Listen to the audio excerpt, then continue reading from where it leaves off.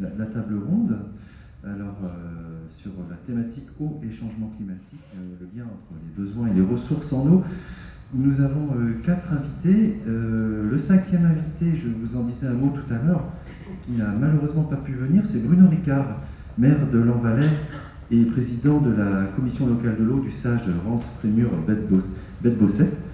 Et du coup, je vous propose d'écouter pour commencer une courte interview de Bruno Ricard que nous avons fait hier, une interview audio, et on rentrera directement dans le vif du sujet. Bonjour à toutes et à tous. Alors bien sûr, j'aurais aimé être avec vous ce matin et aujourd'hui, mais ça n'est pas possible malheureusement. Donc j'en suis bien contrarié, mais je suis content de pouvoir vous adresser quelques mots comme ça, vous dire que eh bien, je suis ici en tant que président de la commission locale de l'eau Rance Frémur Bête-Bosset. Quand je dis ici, c'est-à-dire assez partant pour être effectivement membre du bureau du CRECEM. Je suis par ailleurs vice-président de Dinan Agglomération sur les questions d'eau et d'assainissement et maire de Lanvalet.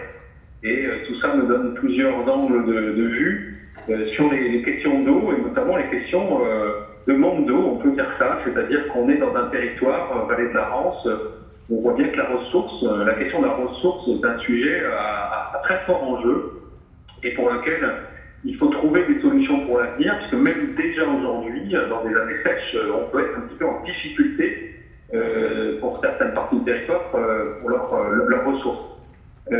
Et que ces questions quantitatives, eh bien, fort heureusement, on ne les regarde pas comme autrefois, on les regarde en tout cas de manière plus complète. C'est toute l'idée des études hydrologie, milieu, usage, climat, HMUC, qui ont bien pour vocation justement de croiser entre eux tous les enjeux d'évolution climatique, de protection des milieux, de préservation des milieux et avec la question des usages à côté. Alors, Bruno Ricard nous a parlé des études HMUC, on va justement y revenir. Un mot déjà sur nos participantes à cette table ronde, en partant de la gauche. Enora Caromnes, vous êtes chargée des politiques territoriales de l'eau à la région Bretagne. Bonjour. Et puis justement, vous confirmez ce que dit Bruno Ricard, la Bretagne n'est pas encore sensible à ce sujet du manque d'eau. Alors, effectivement, déjà, bonjour à tous. Effectivement, la Bretagne, dans son contexte de bassin, puisqu'on appartient à un plus gros bassin qui est la Loire-Bretagne, est un des territoires qui est moins à risque que les autres.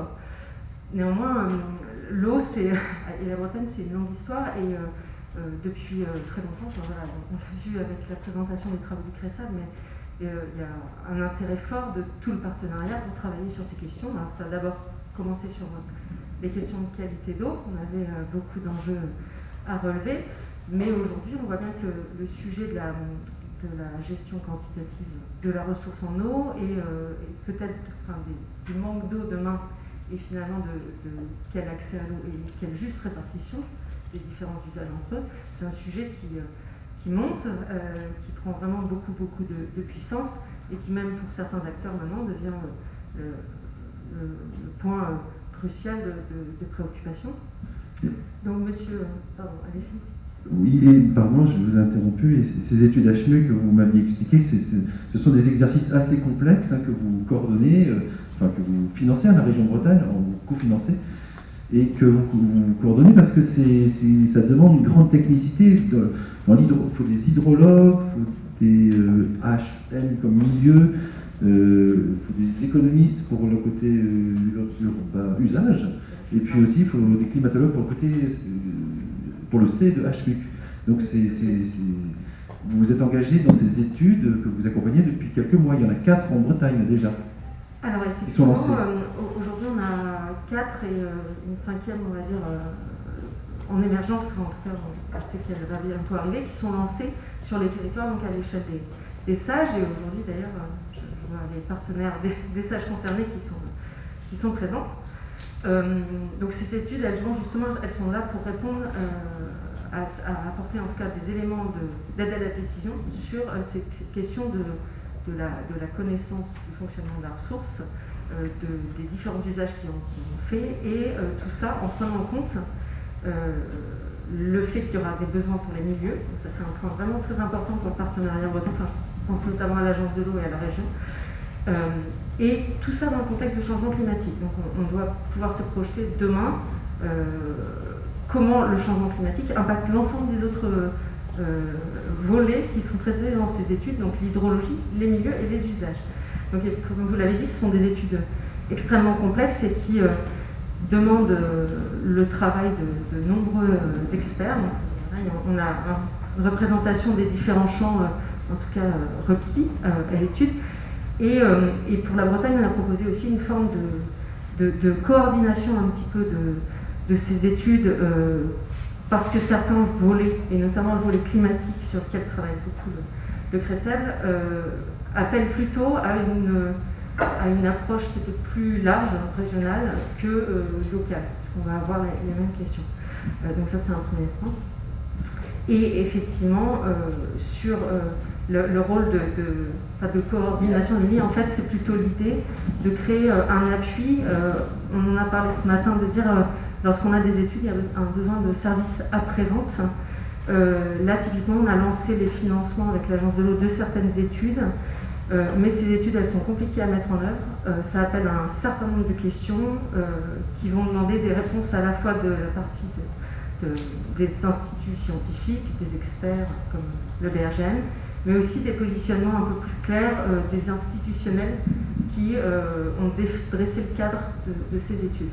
Donc, dans ce contexte, c'est l'idée de créer un groupe d'appui un peu réactif, qui va pouvoir intégrer aussi les sages qui sont déjà à la manœuvre sur ces études et qui vont pouvoir avoir un échange interactif avec justement ces différents représentants institutionnels et scientifiques, donc avec le CRESEB, pour apporter des réponses au fil de l'eau à ces structures de territoire.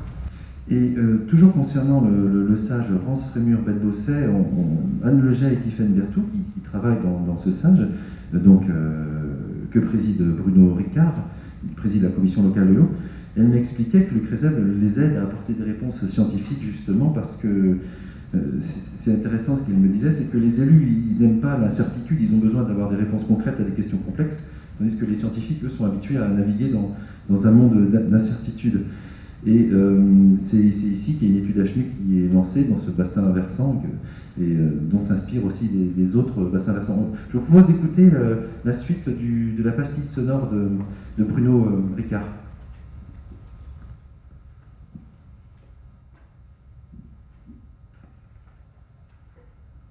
Et alors en effet, l'hydrologie est un vaste domaine complexe qu'a absolument besoin des chercheurs. Ça ne date pas d'hier. Moi-même, j'ai été en fin de cursus étudiant, j'ai passé une thèse en hydrologie, donc j'étais un peu en accointance avec la recherche. Et puis ça ne m'a pas quitté. Il y a toujours eu cette petite lampe allumée en moi, donc ça me fait aussi plaisir à ce titre-là d'être avec vous, d'échanger sur ces questions-là. Et il est vrai que l'hydrologie est pleine de grandes incertitudes, mais a évidemment besoin de la recherche, de savoir justement manipuler et quand même savoir avancer, décider malgré les incertitudes. Alors une des questions clés qui va se présenter pour notre étude HMUC, comme partout, c'est la question des débits écologiques dans les cours d'eau. C'est un challenge qui n'est pas évident sur la vallée de la Rance parce que d'abord on n'a pas de station hydrométrique sur la Rance aval, donc on est obligé de travailler à partir des stations hydrométriques de la Rance amont et du Néal, et à partir des modèles. Et puis d'autre part, la notion de débit écologique, elle est par essence complexe, c'est-à-dire elle prétend aller au-delà de l'outil qu'on avait jusqu'à présent, de l'hygiène du module, d'affiner les choses à bon escient. Et là, que ce soit sur des aspects méthodologiques ou des aspects théoriques de modélisation, évidemment, on a besoin de l'éclairage des chercheurs, mais dans le sens d'une recherche apte à aider, éclairer les décisions. Alors, on peut peut-être, Mélanie Bardot, peut-être que vous pouvez nous expliquer, vous, justement, vous êtes directrice régionale du BRGM, le Bureau de recherche géologique et minière, je crois. Géologique et minière. Géologique et minière. Et vous, justement, vous êtes... le le CRESEB fait appel à vous pour cette question des eaux souterraines et puis voilà. Oui, alors en fait, c'est vrai que nous, de par l'établissement BRGM, c'est le service géologique national. Donc on va dire que notre champ de compétence, c'est plutôt le sous-sol. Donc effectivement, tout ce qui se passe dans le sous-sol, donc y compris les eaux qui circulent dans le sous-sol. Mais on va dire, en Bretagne, la question de l'eau souterraine est quand même peut-être pas si prégnante que ça. Et en réalité, on se rend compte qu'à travers tous les travaux de recherche qui sont faits dans les universités, par le BRGM et d'autres, même les bureaux d'études, qu'il y a une interaction entre les eaux souterraines et les eaux de surface qui est très importante, et qu'en fait, il y a une bonne partie de cette eau qui coule dans les rivières qui vient des eaux souterraines. Donc, même en Bretagne, il y a un fort enjeu, un fort intérêt à aller regarder ce qui se passe dans le sous-sol, à mieux connaître, à mieux comprendre, et à savoir où se trouve la ressource. Et vous, l'intérêt de votre établissement, vous n'êtes pas très nombreux en Bretagne, je crois 8 ou 9, mais votre structure, vous êtes très opérationnelle parce que vous dépendez notamment du ministère de l'Écologie. Donc vous devez répondre à des demandes. Oui, en fait, on a déjà un grand centre scientifique et technique à Orléans, donc en fait on est quand même 1000 chercheurs et ingénieurs au BRGM. Donc effectivement, la direction régionale Bretagne, on est des représentants, on va dire, de l'établissement avec tout son champ de compétences pour le territoire. Mais on interagit fortement donc, avec nos équipes de recherche au niveau du centre. Et puis effectivement, on a cette interaction assez forte avec nos ministères de tutelle, dont le ministère de l'Environnement et de l'Écologie, qui nous posent des vrais sujets en fait à la fois méthodologiques. Donc on les accompagne beaucoup dans l'établissement de guides, par exemple nationaux, pour comment appréhender certaines questions, mais aussi dans tout ce qui est collecte, traitement et diffusion de l'information, notamment des grands sites internet comme Hades par exemple ou Géorisque. Elles sont des plateformes que le BRGM met en place et entretient sur le long cours. Vous mettez au point des méthodes ou des modélisations qui peuvent ensuite être utilisées. Et tant que vous avez la parole, autant on parlait de l'OSUR tout à l'heure, de cette fédération de recherche. Vous travaillez aussi en lien avec eux à travers une thèse qui est co-encadrée par l'OSUR qui s'appelle Eau 2050. On peut peut-être en dire un mot. C'est l'impact du changement climatique sur la ressource en eau en Bretagne.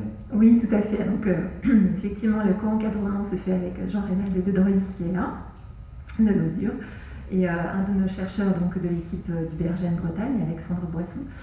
Et donc, la thèse, elle a déjà 2 ans d'avancement. Effectivement, l'objectif, c'était, par des outils de modélisation qui s'appliquent sur différents territoires bretons, de regarder donc l'impact du changement climatique donc sur l'évolution de ces ressources en eau. Je ne sais pas si Jean-Reynald, tu veux dire un mot sur la thèse, tu seras sans doute mieux placé que moi pour le faire, mais en tout cas de sentir aussi quels sont les outils de modélisation qui sont les plus performants et les plus efficaces pour appréhender ces notions-là, qui sont quand même très complexes parce que on le voit dans les différentes interventions des climatologues, l'aspect pluviométrie est quand même c'est le facteur d'incertitude quand on fait des modélisations climat. Et on peut aussi en profiter pour dire un mot du projet De l'eau pour demain qui est tout récent, qui va durer 2 ans. L'information elle est sur le site du CRESEB depuis quelques jours. Vous avez réuni à la fois les scientifiques et les grands syndicats d'eau potable départementaux.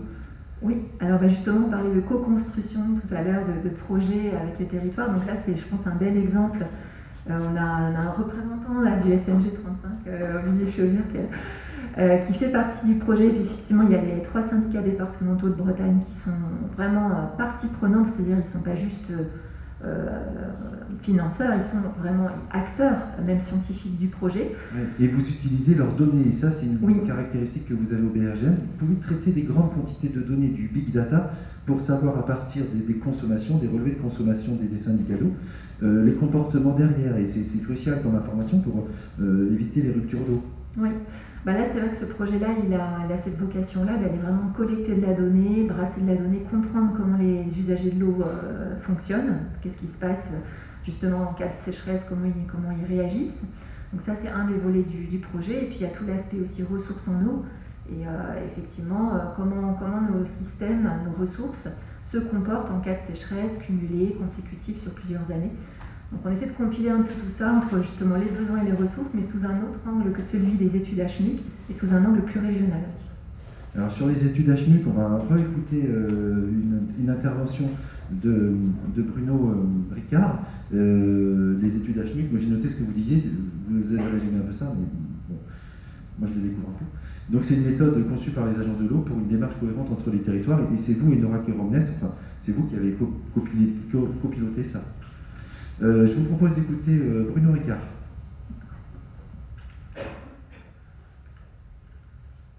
Alors, concernant justement ces études hydrologie, milieu, usage, climat, c'est vrai qu'on s'est mis dans un montage particulier sur le bassin d'Affront de la Rance, c'est pour être maître d'ouvrage effectivement de cette étude-là, et d'en réaliser une bonne partie en régie. Donc là, j'en profite pour saluer tout le travail fait par Tiffaine Berthaud dans l'équipe technique du stage, avec Anne Leget, qui est responsable de cette équipe technique.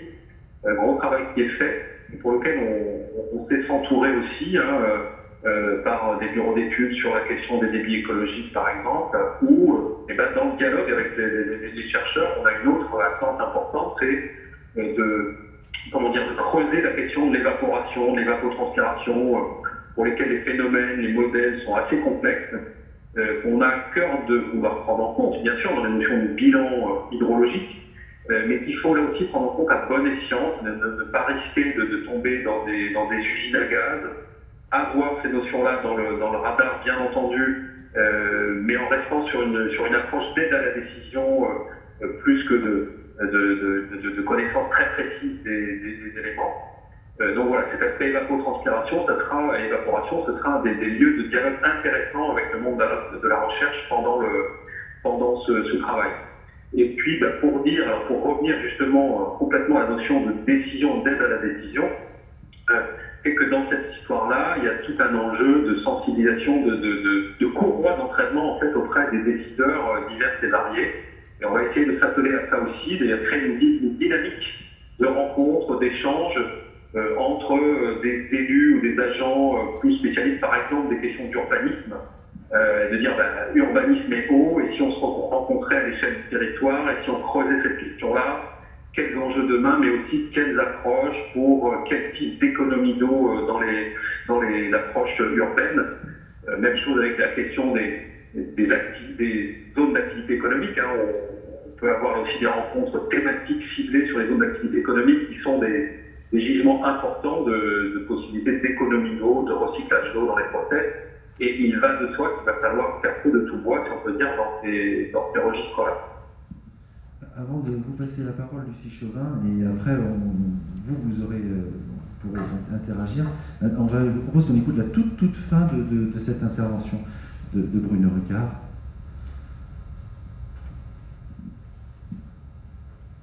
Enfin, pour finir, et vu l'endroit dans lequel on se situe aujourd'hui, c'est intéressant effectivement de souligner pour ce type d'études la prospective sur les enjeux quantitatifs via les études HMU.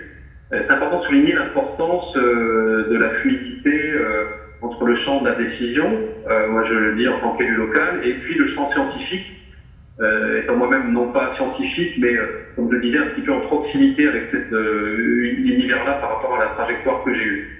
Donc voilà, on a là tout un enjeu de fluidité dans les deux sens. On a besoin des chercheurs, et les chercheurs auront besoin, je pense, des éclairages, justement des mécanismes de décision locale pour pouvoir, pour qu'on puisse tous ensemble en fait prendre les problématiques par le bon bout. Très très bonne journée à tous, et puis au plaisir bien sûr de se rencontrer, de se revoir très vite. Au revoir. Alors pour poursuivre, on peut peut-être aborder avec vous Lucie Chauvin, vous êtes coordinatrice du SAGE Baie de Lannion, on a entendu tout à l'heure Annie Brasdoni. Vous aussi, vous avez des exemples à nous donner de vos appuis sur les scientifiques, que ce soit pour le fonctionnement des zones humides ou les mouvements des bancs de sable. Oui, alors, c'est bon, vous m'entendez. Donc bonjour à tous. Donc Lucie Chauvin en charge de la coordination du SAGE Baie de Lannion, qui a lui aussi 10 ans, donc il a démarré en 2011. Donc dans toute cette phase d'élaboration, on s'est aussi appuyé du CRECEP sur le volet surtout quantitatif. Les autres sujets sont plutôt au niveau des bassins versants, mais je pourrais y revenir. Et donc en 2011, c'était la première sécheresse, en tout cas on avait une sécheresse là, sur le bassin versant du Léguerre, où il y avait eu du mal à respecter le débit réservé à l'aval des prises d'eau, les principales prises d'eau qui se situent à l'aval du Léguer. Et donc on était en phase d'état des lieux diagnostique avec les membres de la commission locale de l'eau, et pour lesquels en fait l'enjeu quantitatif n'était pas une priorité. Vu qu'il n'y avait pas d'arrêté sécheresse à cette époque-là, voilà, c'était pas une priorité du tout, on avait de l'eau, il n'y avait pas de problème sur le territoire. Et donc on avait participé à une formation organisée par le CRECEB à l'époque sur un outil d'aide à la décision qui s'appelle What a Game, qui était porté par l'IRSTEA. Et donc on avait co-encadré un stagiaire avec le CRECEB pour développer cet outil avec les membres de la commission locale de l'eau du SAGE. Cet outil, c'était très simple, c'était avec des billes, des petits tubes à essai, un dessin du périmètre de bassin versant, et on expliquait aux membres de la clé où étaient les prises d'eau, où était restituée l'eau dans les stations d'épuration, mais aussi l'eau restituée par l'agriculture, et quelles étaient ces notions de débit, parce que c'est pas facile non plus à appréhender par les membres de la clé. Donc débit réservé, et pourquoi en 2011 on disait qu'on avait été critique et qu'on avait dépassé, on était bien en dessous de ces débits réservés qui doivent être laissés dans le cours d'eau pour assurer le bon fonctionnement des milieux aquatiques. Et donc tout ça a permis ensuite aux membres de la commission locale de l'eau de bien appréhender le sujet et d'écrire dans la stratégie une volonté de réaliser une étude bilan besoins-ressources, d'avoir une meilleure connaissance des ressources sur notre territoire, des usages et quels étaient les besoins pour nos milieux aquatiques pour permettre de maintenir le bon état des masses d'eau. Pendant toute cette phase d'état des lieux diagnostic, on s'est appuyé sur le CRECEB, mais on s'est aussi appuyé sur les scientifiques. Je vois Bruno Mougin qui était intervenu en réunion de commission thématique pour expliquer ce lien entre eau de surface et eau souterraine. Donc voilà, donc ça a été une longue histoire avec le CRECEB qui a démarré dès 2013. Et donc maintenant, le SAGE a été approuvé en 2018. On a pu commencer à travailler notamment avec les sages voisins, donc Argoat, Trégorguelo, aussi le sage Rance, sur cette question d'étude bilan besoins-ressources. Donc la construction d'un cahier des charges, on s'est appuyé sur le CRECEB pour la relecture du cahier des charges, qui lui-même a fait appel aux scientifiques, j'imagine, pour avoir un point de vue sur cette écriture de cahier des charges. Donc on a démarré cette étude, donc des études qui ne sont pas faciles sur les territoires, voilà, avec ce volet hydrologie, ce volet usage, ce volet milieu, quels sont les besoins pour les espèces, et le volet climatique, quel effet du changement climatique sur la ressource en eau. Et donc là, je vois que le CRECEB a démarré pas mal d'échanges avec les scientifiques, il y a le projet d'EvoClim, il y a le Eau 2050, il y a de l'eau pour demain qui est très attendu aussi sur la répartition entre les usages. Donc ce lien CRECEB scientifique, acteur de l'eau, il est vraiment important, et d'ailleurs je vous remercie parce que depuis le début du SAGE, on travaille énormément avec vous, même si c'est pas tout le temps, mais voilà, on s'appuie énormément sur vous pour essayer de faire passer des messages et rendre des études correctes aux acteurs de l'eau. Et donc ce que je voulais dire aussi, c'est que ce qui nous a permis, tout à l'heure on parlait de transfert de connaissances.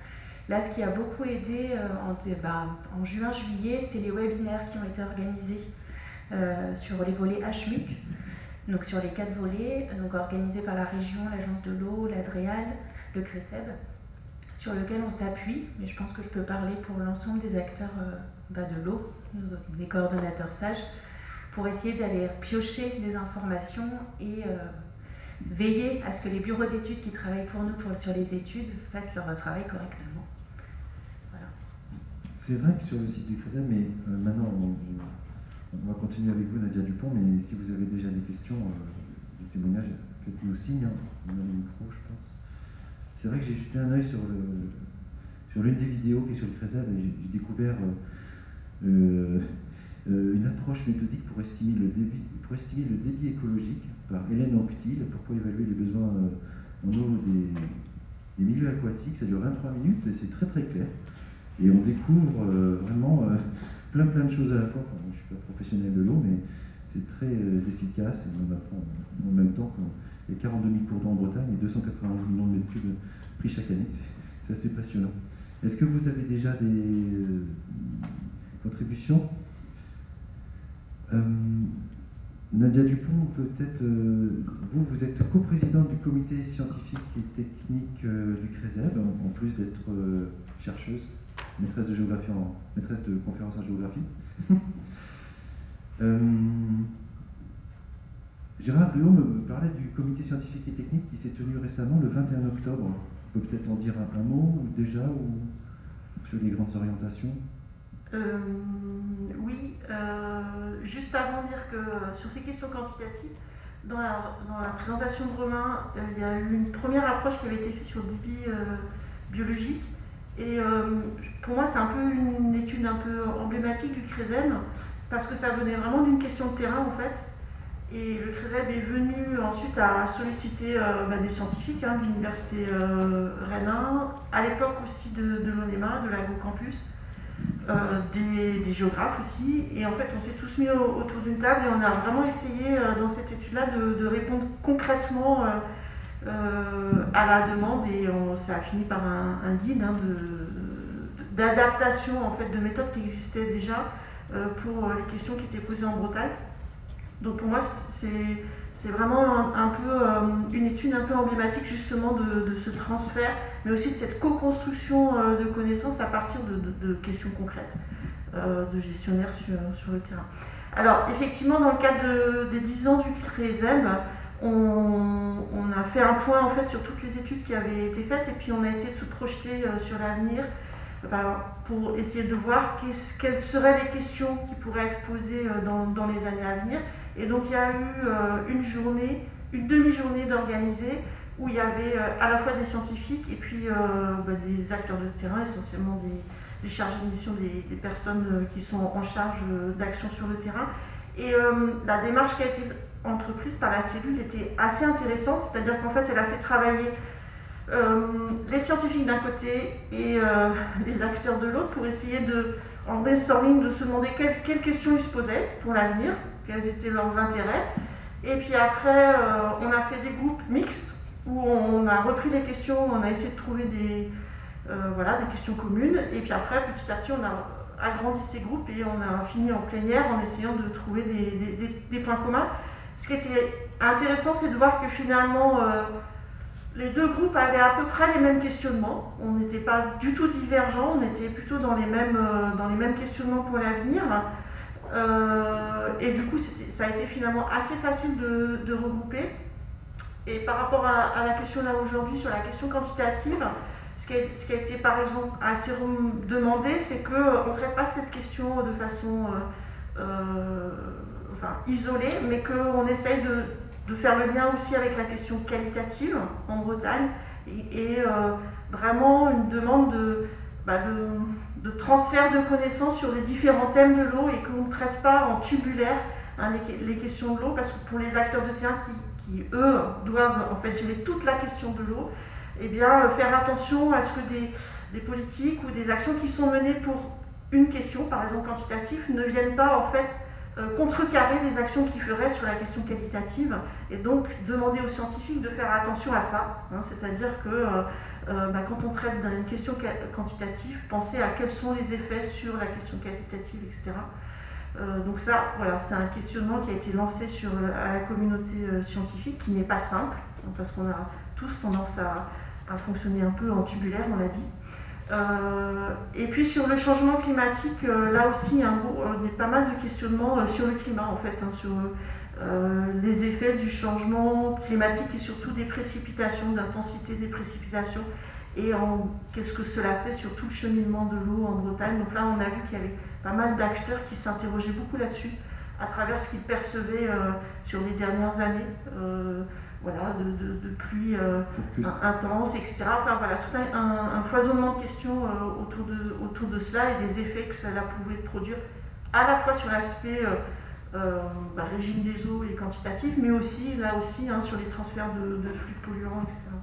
Alors je ne sais pas si Gérard et puis Patrick qui étaient là ont d'autres choses, mais c'est vrai que moi j'ai trouvé que cette demi-journée, alors justement on avait prévu une journée, puis on s'est dit on va condenser sur une demi-journée parce qu'on l'a dit, on a tous beaucoup de choses à faire et peu de temps parfois à consacrer. Donc ça a été intense, mené à tambour battant, parce qu'il fallait qu'on réponde rapidement aux questions. Et j'ai trouvé la démarche très enrichissante avec plein d'idées pour l'avenir. En tout cas, pour des scientifiques, moi j'ai trouvé ça vraiment très très bien de co-construire en fait ces questions pour les années à venir. Allez-y si vous avez des questions. Oui, on va vous donner le micro, et puis après, Jean-Renal Ledrosy. Alors du coup, je ne sais pas si ça marche. Comme on parle beaucoup de co-construction, donc c'est pas une bachère de Ifremer, je me posais la question des méthodes qui existent et est-ce qu'il y a quelque part une sorte de guide méthodologique pour aider à faire de la co-construction. J'ai vu sur certains documents qu'il était question de modélisation d'accompagnement ou de modélisation qualitative. Donc ça me parle parce que je suis modélisateur, donc je vois quand même de quoi il s'agit, mais il y a sans doute, et vous parliez de journées intensives d'échanges, donc ça s'est fait autour de quelle méthode ou avec quelle méthode, et est-ce qu'il y a des facilitateurs, est-ce qu'il y a des professionnels de la co-construction que l'on peut solliciter, nous en tant que scientifiques par exemple, pour nous aider à monter des projets? Qui veut répondre, Nadia Dupont ou... Moi, je peux déjà répondre que là, on a utilisé une méthode, ce que j'ai dit, de travail en petits groupes et puis après en agrégation en fait, d'idées qui se faisaient dans ces petits groupes avec évidemment des gens qui animent, qui étaient les personnes du CRESEM. Je peux aussi dire que le CRESEM a été accompagné, il me semble, par des sociologues et sur plusieurs années en fait aussi sur ces démarches et ces méthodologies de co-construction. Je ne sais pas si vous pouvez en dire quelques mots, mais il y a eu quand même plusieurs fois des scientifiques un peu spécialistes de ces méthodes qui sont venus aider la cellule pour enclencher des démarches de co-construction, il me semble, pour les avoir suivies en partie. Ouais, on attend ça. Ouais, c'est bon, je peux dire un tout petit mot, mais oui, alors de là à dire qu'on est des professionnels de la co-construction, c'est vrai que je n'aurais pas forcément de possibilité de le dire. En fait, c'est un chantier qui est en permanence à renouveler parce que effectivement, on a pu être accompagné donc sur des méthodologies, ça peut porter sur des notions d'animation, comment favoriser, voilà, c'est faire circuler la parole dans les groupes, voilà, c'est des compétences d'animation, c'est des compétences aussi de réseau, parce que du coup, la co-construction, elle passe nécessairement par l'animation du réseau, le maintien d'un réseau, et c'est des compétences ensuite sur les outils de restitution et la manière de restituer fidèlement, en fait, sans dévoyer les messages des uns et des autres.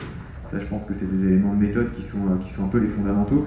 Et autour de ça, nous, on a des enjeux permanents au niveau de la cellule d'animation, de renouvellement de ses compétences, de montée en compétences et d'adaptation des méthodes à chaque nouvelle question qui se pose, parce qu'il n'y a absolument pas de recette en la matière, quoi, et du coup, on a des principes qui sont un petit peu aussi ce qui ont été rappelés au tout début par la chercheuse canadienne sur le volet de comment on procède à un transfert de connaissances, mais dans l'ensemble du cycle. Et la co-construction, elle fait partie de chaque étape, mais elle n'est pas la même si on est sur une phase d'émergence de projet ou sur une phase de diffusion de résultats ou d'appropriation. Et donc nous, c'est des questions vraiment, c'est pour ça qu'on était assez contents de pouvoir échanger avec vous ce matin aussi de ces questions-là, parce que c'est au cœur de notre préoccupation métier, on va dire. Je crois qu'il y avait une intervention de Jean-Renal Ledrosy pour l'OSUR.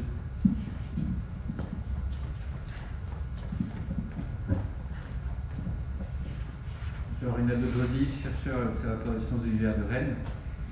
Je reviens sur la question de la gestion quantitative et de l'expérience qu'on a eue avec le CRESEM, qui a été passionnante. Dans le sens où on s'est rendu compte qu'il y avait 3 grands niveaux. Le premier niveau, c'est ce qui est connu. Là, le titre, c'est la connaissance en question. Ça me reposait cette question-là. Ce qui est connu, ce qui est méconnu et ce qui est inconnu. Et ce qui est connu, on le voit bien, sur les territoires, il y a une expertise que nous, on n'a pas scientifique, et qui est absolument indispensable. On s'appuie là-dessus, c'est l'un des mérites de cette construction. Et c'est une condition nécessaire. On ne fait rien sans cette partie connue.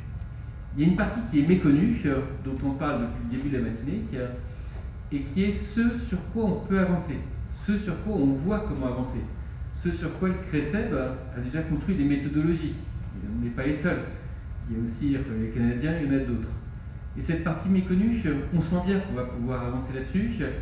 On sent que ça va nous apporter à la fois un peu plus de méthodologie, à la fois un peu plus de capacité, mais que ça va être limité. Et la partie inconnue, elle nous est posée avec la question du changement climatique. Alors particulièrement en Bretagne, où les scénarios sont mauvais sur les précipitations, où c'est pas qu'on a beaucoup de variabilité, c'est que c'est complètement inconnu. Il n'y a pas de scénario aujourd'hui moyen qui nous disent quelle va être la tendance. On fait partie de ces régions du globe qui ne sont pas les premières vulnérables, vous l'avez dit tout à l'heure, mais pour lesquelles l'incertitude, elle est immense et elle va rester. Elle va rester dans le sens où on ne va pas résoudre la question de l'incertitude. Les climatologues ne vont pas nous dire dans 5 ans, dans 10 ans, quel va être le scénario de précipitation. Ça va être plus long. Et donc il faut savoir comment est-ce qu'on va prendre cette partie inconnue. Et je pense que pour les trois, connu, méconnu, inconnu, la méthodologie n'est pas la même. Il y a besoin d'un accompagnement différent, il y a besoin d'une méthodologie différente. La co-construction, elle ne va pas être la même quand c'est méconnu ou quand c'est inconnu. Il y a une question de décision, d'aide à la décision qui ne sera pas la même non plus. Il y a besoin d'une interaction forte entre sciences humaines et sociales, entre sciences expérimentales et avec la société. Et ça aussi, je pense que c'est quelque chose qui nous pose question, parce que ça veut dire que la méthodologie du CRECEB, elle va être amenée à évoluer pour prendre aussi cette partie inconnue. Et ce n'est pas la méthodologie qu'on connaît aujourd'hui, c'est une autre méthodologie qui va être à construire. Et le dernier point que je voudrais souligner, c'est le fait qu'on arrive avec cette question du changement climatique dans un monde nouveau. On est clairement dans un monde qui est nouveau, pas simplement nouveau parce qu'on aura un autre climat, mais nouveau parce qu'il sera beaucoup plus incertain que ce qu'on a connu. Comment est-ce qu'on envisage ça, à la fois d'un point de vue scientifique, d'un point de vue sociétal, avec les élus? Et là, je pense qu'on a un intérêt parce qu'on est en avance de phase. On a une région, un territoire qui est en avance de phase sur les autres, et peut-être que c'est une utopie, mais je pense que c'est intéressant à suivre, qu'on soit un territoire d'expérimentation pour les autres territoires, un territoire d'expérimentation pour la planète. Et ça, je pense que c'est quelque chose qui est mobilisateur de notre communauté scientifique, de notre communauté académique, et qui mobilisera aussi les scientifiques sur nos questions, parce que c'est bien ça nos idées. Nos idées, c'est qu'on souhaite être emblématique, comme on souhaite attirer les meilleurs talents à s'intéresser à nos questions. Et là, je pense qu'on peut avoir une réflexion qui est commune sur comment est-ce que la Bretagne peut être un territoire d'expérimentation pour la planète.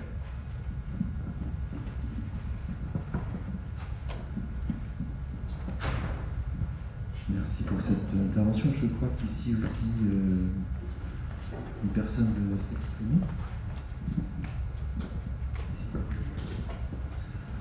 Oui, bonjour. Timothée Besse de l'Observatoire de l'Environnement en Bretagne. Je me disais qu'on voit beaucoup d'exemples de sujets sur lesquels le CRECEB a été là pour porter un sujet émergent et le diffuser. On a vu sur la présentation sur le transfert de connaissances tout à l'heure la question de l'appropriation, de la mobilisation et puis de l'efficacité en fait, de ce transfert de connaissances. Je me demandais si le CRECEB réfléchissait déjà à la façon d'évaluer a posteriori quels ont été les sujets sur lesquels les connaissances scientifiques, les études qui ont été lancées ont été bien mobilisées, quels sont peut-être même aller jusqu'à quels sont les sujets sur lesquels l'état, l'environnement ou l'état de la gestion a été amélioré grâce à des connaissances qui ont été apportées dans ce cadre-là. J'imagine que c'est un peu tôt pour beaucoup de sujets pour faire cette analyse rétrospective, mais est-ce qu'il y a peut-être une réflexion à avoir aujourd'hui pour être capable de répondre à ces questions-là pour les projets qui sont lancés actuellement? Alors, qui voudrait répondre pour le CRECEB? Nadia Dupont ou Gérard Leloup L'alcool. Je ne crois pas qu'il y ait une évaluation systématique de l'aboutissement, on va dire, final de tout ce qui a été fait par le CRECEB. Mais ça faisait un petit peu partie du stage de Romain, on en parlait aussi, de regarder au niveau régional finalement, là où il y avait eu des actions plus importantes et voir en fait qu'est-ce que ça avait produit. Je pense que la question, elle est complexe et on le voit dans le transfert de connaissances, c'est une diffusion. Pour moi, c'est plutôt une diffusion qui est finalement assez lente et c'est pas forcément des outils qui vont être tout de suite réutilisés et qui vont tout de suite avoir une efficacité. Et puis par ailleurs, la question de la gestion de l'eau, c'est pas que des problèmes de connaissances, c'est aussi plein d'autres choses qui jouent dans le fait que ça va finalement aller dans un sens ou dans un autre, d'un point de vue par exemple de qualité de l'eau, et que c'est pas parce qu'on a par exemple qu'on sait ce qu'il faut faire, qu'on arrive à le faire et que les résultats sont tout de suite efficients. Donc du coup je pense que c'est une vraie difficulté méthodologique d'évaluer. Mais moi, de ce que je vois, c'est qu'on a quand même un partage qui se fait et une région qui a une connaissance sur cette question de l'eau qui est assez extraordinaire par rapport à d'autres régions. Et je rejoins ce que disait l'intervention d'avant. Je pense qu'on est vraiment un territoire qui sort du lot par rapport à d'autres territoires en France, par cette co-construction et par cette interconnaissance et ce croisement de connaissances à la fois très localisées et puis scientifiques. Mais ça, c'est difficile après à voir effectivement qu'est-ce que ça produit en action concrète et en résultat, parce qu'à mon avis, il y a plein d'autres choses qui jouent dans le résultat final en fait. On va passer la parole à Gérard Gruau pour compléter, et j'en profite. Ce que j'ai compris, c'est qu'il n'y a pas d'autres CRESEB en France, sauf en Alpes, dans la région Auvergne-Rhône-Alpes, le GRAE, le GRAE, Groupe Recherche, Innovation Technique et Information sur l'eau, mais qui est déconnecté de la région là-bas. Oui, Gérard Gruau. Non, mais ça marche là? Vous m'entendez? On vous entend. Oui, Nadia a dit déjà l'essentiel. Ce que je voulais dire, moi, sur disons, la portée des travaux du CRESEB, je reviens à ce que je disais tout à l'heure sur la reconnaissance. Pour moi, il y a un élément d'évaluation de l'impact finalement de ces travaux. Et quand je mentionnais le PLAD, etc., c'était un peu ça. Donc, ça ne mesure pas quantitativement l'impact des travaux, mais disons que pour moi, c'est un retour positif d'évaluation de leur impact. Voilà. Alors, le temps nous est compté, on peut peut-être prendre encore une ou deux interventions.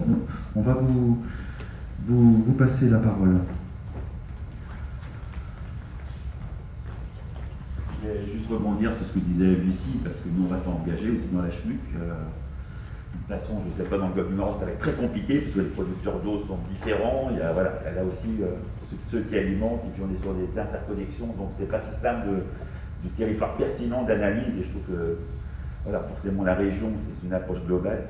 Il y a une dimension quand même qu'il ne faut pas oublier, et j'ai une conseillère régionale, il y a quand même un SRADEC, il y a quand même des enjeux qui vont lier à notre développement. Alors, vous savez, ce fameux chiffre, il y aurait 400 000 Bretons qui arriveraient, je ne sais pas, sur les 10-20 ans, moi je peux vous dire qu'ils sont déjà arrivés, et que sur le littoral, nous, le capacité de charge est terminé. On faisait une manifestation hier, c'était hier? Non, c'était mardi, sur le côté formation aux élus, et ce qui nous interpelle quand même, c'est le projet de territoire. C'est quand même dans nos scopes, qu'est-ce qu'on va mettre et comment ça va être en lien avec ça. C'est-à-dire que la question quantitative, certes, les changements climatiques, certes, on a du boulot, hein. Je peux vous dire, d'ailleurs, j'étais dans une réunion sur le PCAET, on était 3 élus sur une interco. Ça montre un peu le niveau de aussi l'implication sur ces sujets, parce que, voilà, sur le tourisme, il y a beaucoup plus de monde. Souvent, sur le PCAET, c'est un peu plus compliqué. Donc, les plans climat, air, énergie, territoire, donc c'est quand même des enjeux. Donc, je voulais juste voir un petit peu si vous aviez corrélé un peu cette approche HMUC du SAGE, et puis, le lien avec aussi votre intercommunalité où il y a des enjeux de stock, de développement et de savoir jusqu'où on met le curseur, parce que ça va être un vrai enjeu. Et on parlait sur des sujets de l'agriculture, sur d'autres sujets de l'industrie. La réutilisation de l'eau aussi, ça peut être un vrai enjeu. Quand on est dans la gestion quantitative, c'est ça aussi demain les autres pistes qu'on pourrait aborder. Lucie Chauvin. Oui, donc c'est vrai que les membres de la commission locale de l'eau avaient bien en tête l'élaboration du PLU intercommunal, notamment sur les deux, en fait le SAGE de Lannion est à cheval sur 3 EPCI, et donc il y en a 2 qui ont lancé leur PLU intercommunal. Et donc les membres de la clé ont fixé dans le SAGE un objectif de réalisation de ces études bilan besoins ressources avec une analyse des 4 volets pour le 31 décembre 2021. Et donc là, on est en plein dedans, et donc cette étude, elle va vraiment servir à enrichir les discussions, les échanges sur le PLUI, et aussi la détermination, peut-être, l'objectif de cette étude, c'est de voir si on a des secteurs en tension, et de voir comment l'aménagement du territoire va pouvoir correspondre à ces secteurs en tension. Voilà, pas développer certaines industries dans certains secteurs, ou l'urbanisation aussi, quelle population on peut accueillir demain sur certains secteurs. Donc voilà, elle tombe vraiment très bien au niveau du calendrier. Le problème pour les EPCI, c'est qu'ils sont à cheval en fait sur plusieurs SAGE aussi, eux-mêmes. Et donc le SAGE Argouët-Trégorguelo, dont la coordinatrice est là aujourd'hui, du SAGE Argouët-Trégorguelo, va démarrer aussi une étude similaire de l'autre côté des EPCI. Qu'on essaye d'être... on est attendu en tout cas. Parce que aussi dans les SAGE, il y a un objectif d'être en adéquation. En fait, les projets de développement du territoire doivent être en adéquation avec les volumes disponibles, les volumes d'eau disponibles. Donc ça, c'est une des dispositions du SAGE pour lesquelles les documents d'urbanisme doivent être compatibles. Et l'autre objectif, c'est d'avoir aussi un développement du territoire compatible avec la possibilité de traiter les eaux usées. Voilà. Et donc, le lien est là. Avant de vous passer la parole, justement, on peut peut-être compléter en disant un mot, Enora Queromnes, sur l'Assemblée bretonne de l'eau qui sera installée en janvier. Oui, et avec deux commissions de travail, donc une sur ressources en eau, changement climatique et aménagement du territoire. Oui, tout à fait. Je voulais rebondir sur le propos de M. Le Délésir, parce qu'effectivement, il a très justement pointé l'ensemble des exercices en cours qui ont trait à l'aménagement du territoire et le développement aussi économique du territoire. Et dans ce cadre-là, la région a une mission d'animation dans le domaine de l'eau en Bretagne, et c'est dans ce cadre-là qu'elle a fait évoluer son Parlement de l'eau, notamment en intégrant des nouveaux acteurs, dont le nouveau nom est l'Assemblée bretonne de l'eau qui va s'installer en janvier. On parlait avant de la conférence bretonne de l'eau et des milieux aquatiques. Tout à fait, c'est ça. Et donc dans ce cadre, effectivement, on a eu l'occasion d'avoir un petit exercice de style, donc c'était en décembre 2020, pour travailler un peu les sujets prioritaires en fait, de cette assemblée pour les acteurs bretons. Et deux sujets étaient vraiment ressortis en priorité, donc la solidarité autour de l'eau et les financements, donc qui fera l'objet d'une commission de travail, et la ressource en eau, l'aménagement du territoire et le changement climatique, donc la question là, qui nous occupe aujourd'hui, qui fait l'objet d'une deuxième commission de travail. Donc ces thèmes-là, c'était un peu la question qui était posée en décembre dernier, c'était il y a un an, de dire quels sont les thèmes dominants, prioritaires que l'on devrait verser dans cette commission de travail, sur quel sujet c'était avancé. Et donc on a trois thèmes prioritaires qui sont ressortis. Le premier des thèmes, et de loin, c'est l'acquisition et le partage de connaissances sur l'ensemble de ces volets, donc l'hydrologie bien sûr, mais je pense le plus important qui est ressorti, c'est l'usage de l'eau, quel usage on fait de la ressource et comment on la partage. Donc là, il y a des attentes immenses. On l'a dit, il y a plein de projets en cours scientifiques, mais pas que, qui incluent aussi, par exemple, des acteurs comme les syndicats d'eau. L'idée avec cette commission de travail, c'est justement de pouvoir offrir un espace de diffusion de ces projets, de ces initiatives, de les partager auprès d'autres acteurs qui en ont besoin, et notamment de les partager avec des acteurs que peut-être on ne voit pas tous les jours dans le monde de l'eau, parce qu'aujourd'hui on travaille beaucoup avec les acteurs de l'eau, les SAGE, les bassins versants, les élus des EPCI aussi qui sont VP sur l'eau, mais on a aussi besoin de parler aux acteurs de l'aménagement et aux acteurs de l'économie. Donc c'est un peu la vocation de cette commission de travail qu'on va prochainement installer, et donc qui sera, on l'espère, l'occasion aussi d'apporter ces questions que l'on se pose sur les besoins de lien entre documents de planification, entre exercices, comment on peut apporter une réponse, puis de partager sur des réseaux qui n'ont pas encore eu l'occasion forcément de beaucoup parler ensemble. Ok, on vous écoute. Oui, on vous entend. Je suis Émilie Colosier-Duc, en charge de la coordination du SAGE Argouët-Trégorguelo, donc le SAGE voisin du SAGE de l'Agnon. Effectivement, on fait partie des territoires les plus avancés, on va dire, sur l'élaboration d'un cahier des charges pour une étude HMUC. Simplement pour illustrer, nous on n'a pas démarré, Et ça permet d'illustrer aussi peut-être une autre difficulté, une autre sorte de difficulté sur ces sujets-là. On a consulté cette année 2021 sur un cahier des charges global, très ressemblant à celui mis en œuvre sur Baie de Lannion et puis sur la Rance. Et en fait, donc c'est une grosse étude estimée sur 3 ans, etc. On n'a eu aucune offre de bureau d'études qui s'est positionné sur cette consultation. C'est trop compliqué? Peut-être. Ça a l'air de faire peur en tout cas. C'est une explication possible, c'est sans doute pas la seule. Donc voilà, aujourd'hui on est dans une phase de retravail un petit peu de... On se repose un peu des questions sur le cahier des charges global. Et simplement pour en dire la parole, je pense que le sujet important de la communication vers les élus et c'est des sujets qui sont extrêmement complexes, y compris pour nous, animateurs de SAGE. Donc le travail d'appropriation de ces sujets-là vers les élus et puis vers les autres acteurs de clé est fondamental. Merci pour votre éclairage.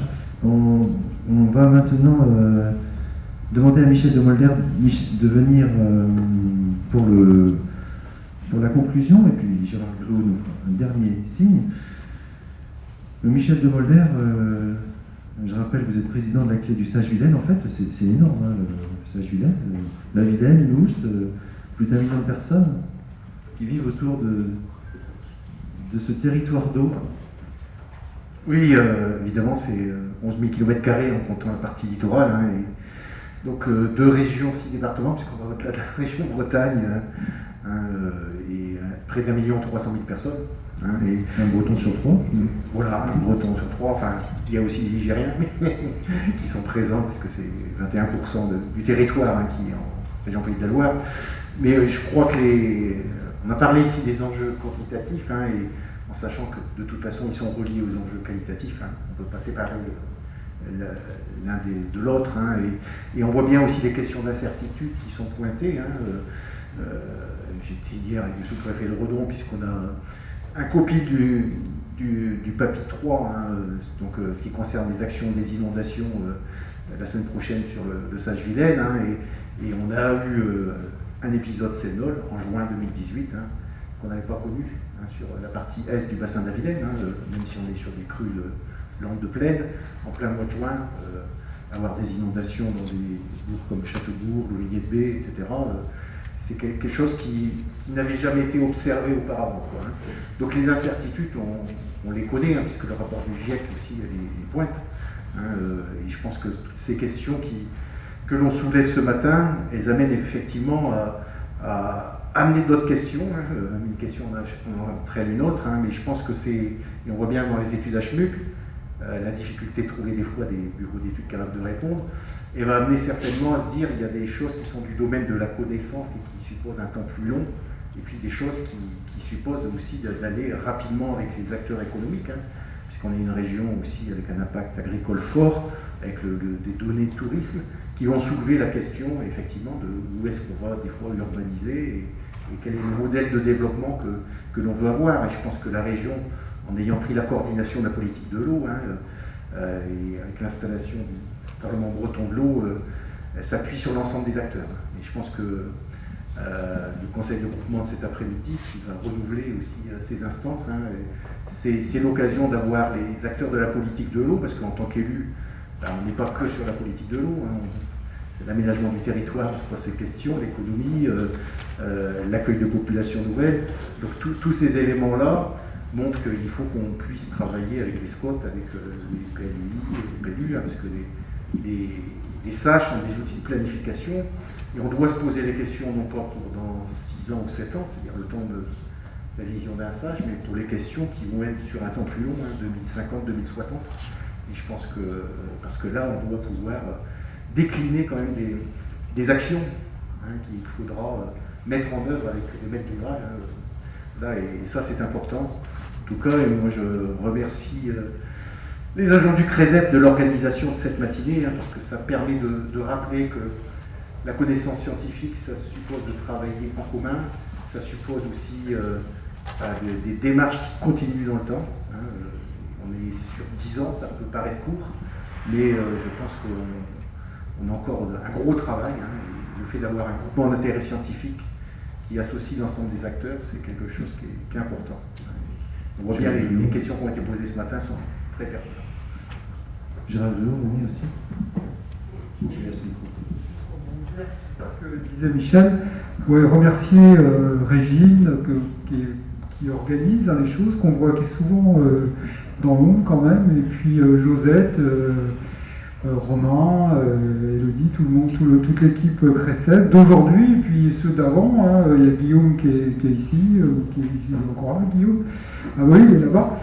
Il y a Laurent aussi. Donc 10 ans de Cresceb, c'est aussi des personnes qui ont fait fonctionner, disons, cette institution. Maintenant, on peut l'appeler comme ça.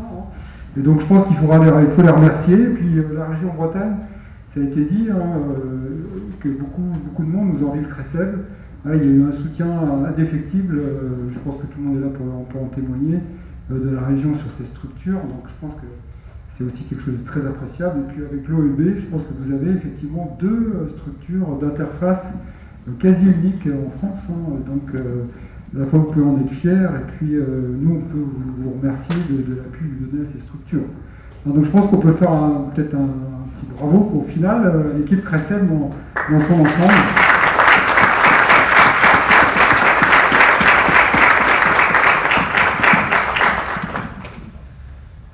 Merci beaucoup. Voilà, merci à tous, c'était passionnant.